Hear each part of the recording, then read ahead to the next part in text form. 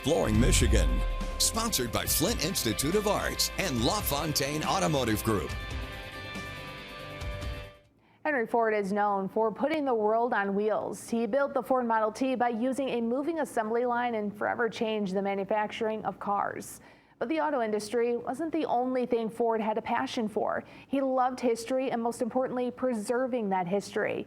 In 1929, Greenfield Village was founded, and in tonight's Exploring Michigan, we take you there.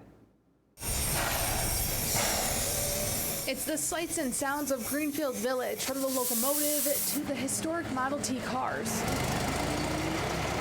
to the buildings like Thomas Edison's Menlo Park. There's a lot of history sort of crashing together, and that's a cool thing. He's spent 4 decades working here. Jim Johnson knows just about everything you need to know about Greenfield Village. And when you ask him his favorite parts, it's hard to pick, but just the overall experience that people can have out here is, I think, my favorite thing. With so much history inside, there's even immersive experiences like glass making. Flame polishing to make sure there's no sharp edge on the bottom.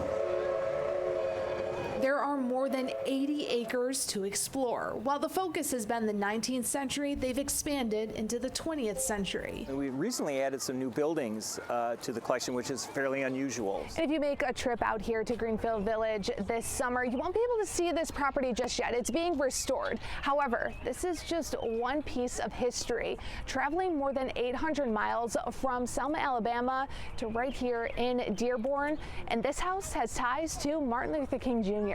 The house itself is over 100 years old, and actually 3 families of African-American dentists lived in the house, all connected either by blood or marriage. There was a kind of a through thread there.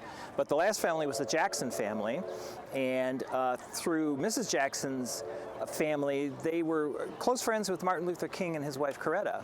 Johnson tells me King spent a lot of time in the 50s at this home when he was doing lectures at the university. Then the call came for him to go to Selma. Because of the rising civil rights activities, focused mostly on voting rights, that was his logical choice to really set up as his home base.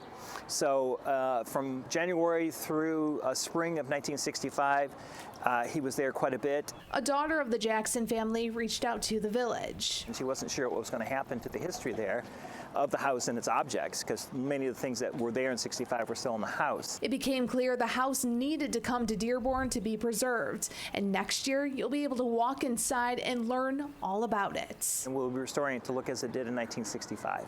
You'll still have to wait until June of 2026 to see this house, but there's still so much to see and do. As your summer travel plans get underway, don't forget to add a trip to explore Greenfield Village to your list.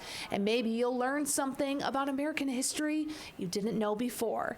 For Exploring Michigan, I'm Courtney Bennett.